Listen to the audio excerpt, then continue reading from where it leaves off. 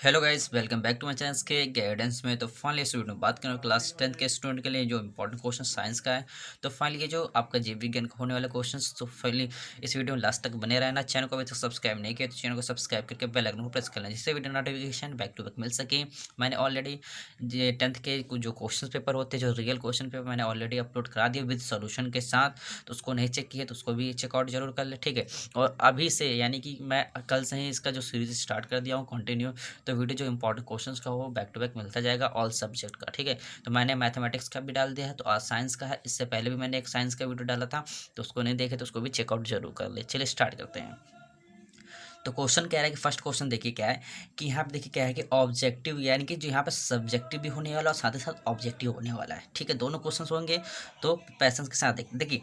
Question कह रहा है कि दो तांत्रिक कोशिकाओं के मध्य जो खाली स्थान होता है उसे हम कहते क्या है। तो चार ऑप्शन आपके सामने दिख रहा होगा। तो इसका राइट ऑप्शन होगा ऑप्शन नंबर सेकंड राइट होगा, यानी कि सिनेप्स बोलते हैं। यानी कि ऑप्शन नंबर क्या होगा, सेकंड राइट होगा, सिनेप्स बोलते हैं। इतना क्लियर हो। अब देखिए नेक्स्ट जो कह रहा है कि मेरू जो रज्जु होते हैं, जैसे मेरुदंड भी बोलते हैं, जो रीढ़ की हड्डी होती है, ऐसे निकलने वाली मेरू क्या तंत्रिकाओं की संख्या कितनी होती है। देखिए जो पीछे बैकबोन जो हमारा होता है, यानी मेरू जो रज्जु होती है, यानी मेरुदंड जिसे कहते हैं, उसमें रीढ़ की हड्डियों की जो संख्या होती है 31 जोड़े होते हैं, यानी कि पेयरिंग होता है ये। तो क्या होगा, ऑप्शन नंबर सेकंड राइट होगा। चलिए आगे देखते क्वेश्चन।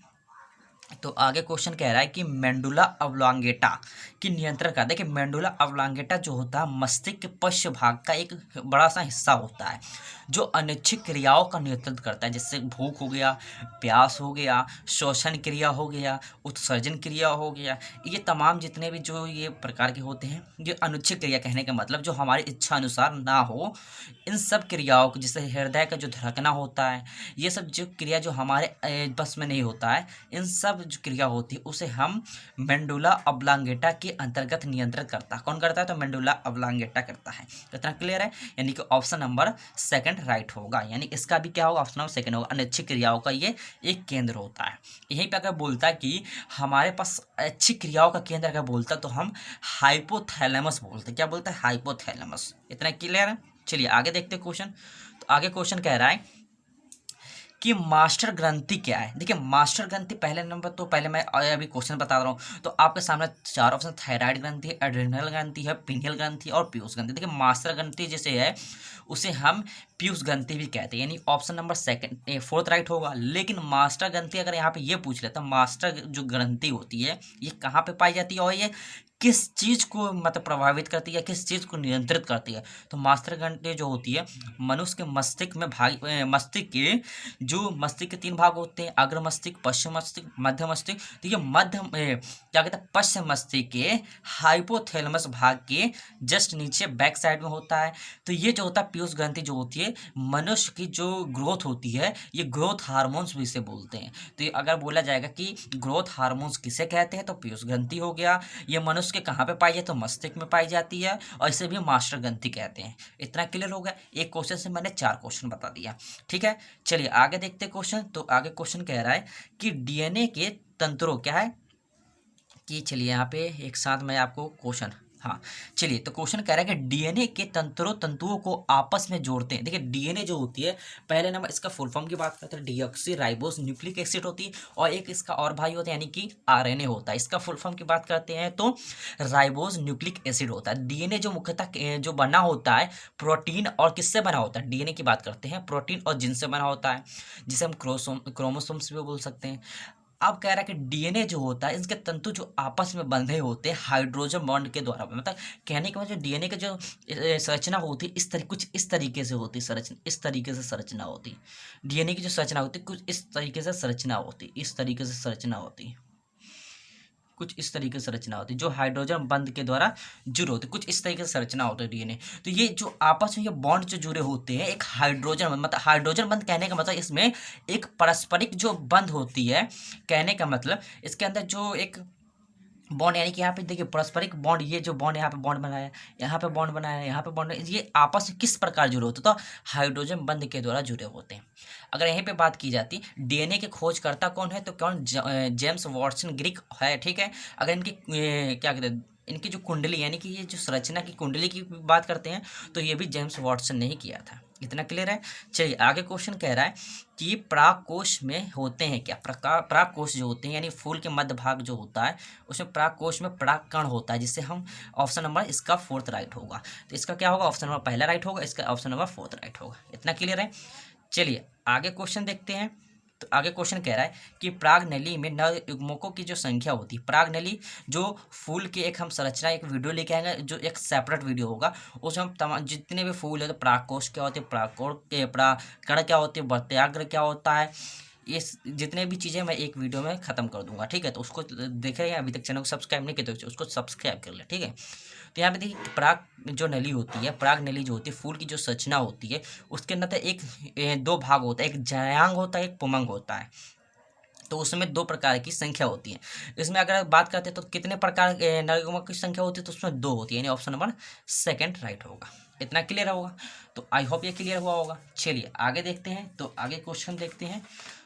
तो आगे क्वेश्चन देखिए यहाँ पे, देखिए आप यहाँ तक हमने आपको ऑब्जेक्टिव सारे बताया।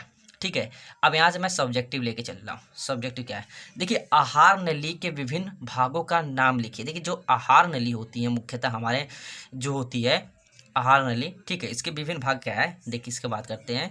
तो देखिए आहार नली जो होती है जो हम खाते हैं, मतलब क्या ना, देखिए आहार नली के विभिन्न भाग जो निम्नलिखित है। देखिए पहले हमारा मुख होता है, फिर मुख गुहा जिससे हम नीचे जो खाना निकलते हैं उस प्रकार, ठीक है। उसके बाद ग्रस नली होती है जिसके द्वारा खाना जाती है अंदर, ग्रस नली। उसके बाद अमाशय में भोजन का पाचन क्रिया होती है। देन जो बेस्ट पदार्थ होता है आते में आकर के उसके बाद उत्सर्जन के मार्ग द्वारा बाहर निकल जाती है। इतना के लिए इसके प्रोसेस होता है। तो फर्स्ट नंबर पे ये है, हमने नंबर देखिए नंबर भी डाल दिया है। फर्स्ट, सेकंड, थर्ड, 4th और 5th में क्या है आपका आता है। अगर यहाँ पे 6th पार्ट लिखना चाहेंगे तो 6th पार्ट यहाँ पे लिख सकते हैं उत्सर्जन क्रिया। क्या होगा, उत्सर्जन भी लिख सकते हैं यहाँ पे। अगर 6th पार्ट अगर लिखना चाहे तो उत्सर्जन भी लिख सकते हैं। इतना क्लियर है। चलिए आगे क्वेश्चन कह रहा है कि संतुलित आहार क्या, आशय बताइए। देखिए संतुलित आहार जैसा कि नाम से ही पता चला कि संतुलित आहार मतलब जो आहार होगा, जो भोजन होगा, फूड होगा, उसमें बैलेंसिंग करना, मतलब ऐसा भोजन हो जो हमें संपूर्ण पोषक तत्व एक ही भोजन से प्राप्त हो जाए। इस प्रकार के भोजन को हम संतुलित आहार कहते हैं। अब देखिए हम जो स्टेटमेंट लिख के लाए उसको पढ़ते हैं। तो क्या कह रहा है कि संतुलित आहार जो होती है, देखिए क्या संतुलित आहार वह आहार होती है जिसमें शरीर की वृद्धि, विकार मतलब उसके जो शरीर की जो वृद्धि होती है, विकार मतलब उसकी आकार आकृति जो होती है, तथा स्वास्थ्य संरक्षण के लिए सभी आवश्यक तत्व जो होते हैं वो विद्वान होती है फूड में। जो सभी आवश्यक तत्व होते हैं जो हमारे बॉडी को चाहिए वो एक ही फूड में विद्वान होते हैं। इस प्रकार के भोजन को हम संतुलित आहार बोलते हैं। इतना क्लियर है। तो ये इंपॉर्टेंट क्वेश्चन मैं लेके आऊँ, आप लोग जो अनसॉल्व पेपर है उसको उठा के एक बार चेकआउट जरूर कर ले, क्योंकि उसमें जितने भी प्रीवियस क्वेश्चन पूछेगा मैं उसको लेके आया हूँ। चलिए आगे क्वेश्चन देखते हैं। तो आगे क्वेश्चन कह रहा है कि विटामिन ए का रासायनिक नाम। देखिए विटामिन ए पहले नंबर, इससे होने वाले जो रोग होता है उसके नाम बात कर लेते, फिर उसका रासायनिक नाम की बात करेंगे। ठीक है, तो विटामिन ए से होने जो रोग होता है मुख्यतः रतौंधी होता है। क्या होता है, रतौंधी। ठीक है, इतना क्लियर है। अब यहाँ पे इसका उपचार के लिए हम कौन सा विटामिन ए का यूज़ करते हैं, विटामिन ए की गोली खाते हैं। इसका मतलब देखिए विटामिन ए का अगर रासायनिक नाम की बात करेगा तो रेटिनॉल होता है। क्या होता है, रेटिनॉल होता है। इतना क्लियर है।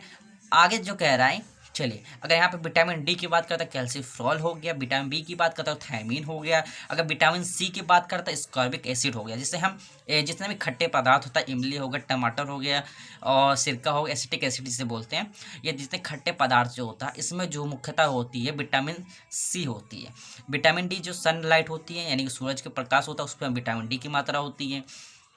ठीक है, इसका रासायनिक नाम की बात करें तो कैल्सीफ्रोल हो गया। विटामिन के जो होती है उसको फिलोक्विनोन बोलते हैं। ये रक्त रुधिर जो होती है, रुधिर जो मतलब किसी भी अगर बॉडी में कहीं भी दुर्घटना हो जाती है तो रक्त जो बहने लगता है तो रक्त के ऊपर जो थक्का बनाती है विटामिन के बनाती है। ठीक है, विटामिन ई की बात करते हैं तो टोकोफेरोल होती है। तो मैंने तमाम जितने विटामिन उसके नाम बता दिए, रासायनिक नाम बता दिए, इसका उपयोग बता दिया और इससे होने वाले डिसीज़ यानी कि जो बीमारी हो उस भी नाम बता दिया। तो उम्मीद करते हैं एक वीडियो में इतने सारे नॉलेज मैंने आपको शेयर किया है। तो अगर अच्छा लगा हो तो चैनल को सब्सक्राइब जरूर करना। चलिए आगे देखते हैं। तो आगे कह रहा है कि एक ग्लूकोज अणु के पूर्ण ऑक्सीकरण में, एक ग्लूकोज अणु जो होती है उसको पूर्ण ऑक्सीकरण से एटीपी की संख्या, देखिए एटीपी के पहले नंबर फुल फॉर्म की बात करते हैं तो एडेनोसिन ट्राइफॉस्फेट होती है। एडेनोसिन ट्राइफॉस्फेट मतलब ये केंद्रक होता है, जिससे जैसे एटीपी एक अगर बोले तो मुद्राओं का, ऊर्जाओं का मुद्रा होती है, मतलब कहने का मतलब जो हमारे जो अंदर बॉडी में एनर्जी होती है, एनर्जी अगर उत्पन्न करती है तो एक मुद्रा टाइप में होती है। तो एटीपी की फुल फॉर्म कहते हैं तो एडेनोसिन ट्राइफॉस्फेट होती है। इसमें अगर बात करते हैं कितने अणु होते हैं, पहले नंबर अगर ग्लूकोज के सूत्र की बात करें C6H12O6 होती है। क्या होती है, अगर इसके फुल ग्लूकोज का अगर फॉर्मूला की बात करते हैं, किसकी फॉर्मूला की बात करते हैं ग्लूकोज की, तो क्या होती है C6H12O6 होती है। अगर यहीं पे अगर बोलता कि ग्लूकोज के एक अणु में एटीपी की संख्या कितनी होगी, तो ग्लूकोज के एक अणु में एटीपी की संख्या जो होती है 38 होती है। कितनी होती है? 38 होती है। इतना क्लियर है। आगे क्वेश्चन कह रहा है कि उच्च संगठित पादप में वहन तंत्र घटक, देखिए यहाँ पर देखिए लैंग्वेज कितना टफ है। क्या है कि उच्च संगठित मतलब ऐसे दो पादप की वहन तंत्र का नाम बताइए जो पादप यानी पेड़ पौधों के लिए उत्तरदायित्व, जैसे कि देखिए जाइलम उत्तक होता है, एक फ्लोएम उत्तक होता है। जाइलम जो होता है जल को संवहन करती है, फ्लोएम जो उसमें भोज्य पदार्थ होता है, खनिज लवण होता है, उसका परिवहन करती है, और जो पत्तियों पेड़ पौधे के अनेक विभिन्न भागों तक जो करती है प्रसारित करती है, यानी कि फैलाती है, मतलब उसको आदान प्रदान करती है। इतना क्लियर है। चलिए आगे क्वेश्चन कह रहा है कि दो क्वेश्चन आगे इंपॉर्टेंट क्वेश्चन है, तो इससे देख लेते पहले। देखिए क्वेश्चन कह रहा है कि प्रतिवर्ती क्रिया तथा टहलने के बीच अंतर। देखिए प्रतिवर्ती क्रिया जैसे कि जो अनैच्छिक क्रियाओं का केंद्र होता है उसे हम प्रतिवर्ती क्रिया बोलते हैं, और जो हमारे ऐच्छिक क्रिया मतलब जो हमारी इच्छा अनुसार कार्य करें, ऐसे क्रियाओं को हम बोल सकते हैं टहलने की क्रिया। देखिए अब जो अभी हमने अपने लैंग्वेज बोला, अब स्टेटमेंट को पढ़ते हैं फिर बताते हैं। तो क्या कह रहा है कि प्रतिवर्ती क्रिया बिना सोचे समझे बड़ी तीव्रता से घटित होती है। जो प्रतिवर्ती क्रिया जो अनिच्छिक क्रिया बिना सोचे समझे, क्या पे देखिए अंडरलाइन करते हैं कि बिना सोचे समझे की बात कर रहा है। जो बिना सोचे समझे के मतलब हम अनिच्छिक क्रिया, जो हमारी इच्छा हमारे माइंड में वो थॉट ना चल रहा हो, उसके पश्चात भी हम वो कार्य करें, इस प्रकार के जो काम होता है उसको हम अनिच्छिक क्रिया बोलते हैं। इतना क्लियर। आगे कह रहा है कि घटित होता है, इसे हम प्रतिवर्ती क्रिया बोलते हैं। इतना क्लियर है। जबकि टहलना एक ऐच्छिक क्रिया, टहलना जो हमारे इच्छा अनुसार, जैसे कि हम इधर लेफ्ट राइट हम जा सकते हैं, अपने आवश्यकता के अनुसार, अपने इच्छा के अनुसार जा सकते हैं, तो हम बोल सकते हैं। अब नेक्स्ट क्वेश्चन कह रहा है, क्वेश्चन नंबर 15 देखते हैं। तो क्वेश्चन 15 कह रहा है कि एक पादप हार्मोन्स का उदाहरण दीजिए जो वृद्धि जो होती है उसको नियंत्रित करती है। जो पादप हार्मोन्स जो होती है वो पौधे में जो वृद्धि को नियंत्रित करती है, यानी वृद्धि को क्या करता है, वृद्धि को बढ़ाता है, यहीं पे एक शब्द अगर बोलता है नियंत्रित करता है, क्या है, नियंत्रित करता है। तो ये भी बोल सकते हैं, क्या बोलते, ये भी बोल सकते हैं कि नियंत्रित करता है कौन, तो ऑक्सिन हार्मोन्स होता है, ऑक्सिन हार्मोन्स होता है। तो पादप में 2-3 प्रकार के हार्मोन्स होते हैं, नाम खाली सुन लीजिए, फिर इसका जो उपयोग मैं आपको बता दूंगा बाद में, ठीक है, क्योंकि नेक्स्ट वीडियो लॉन्ग चला जाएगा। तो देखिए ऑक्सिन हो गया, साइटोकाइनिन हो गया, जिबरेलिन हो गया, इस प्रकार के जो हार्मोन्स होते हैं ये पादप हार्मोन्स कहलाते हैं। ठीक है, तो उम्मीद करते हैं इस वीडियो को ज़्यादा से ज़्यादा शेयर करना। चैनल को सब्सक्राइब नहीं किया तो चैनल को सब्सक्राइब करके बेल आइकन को प्रेस करना, जिससे video notification back to back मिल सके। चलिए नेक्स्ट वीडियो मिलते हैं, जब तक नेक्स्ट वीडियो में नेक्स्ट टॉपिक के साथ, तो लास्ट तक बने रहना वीडियो को।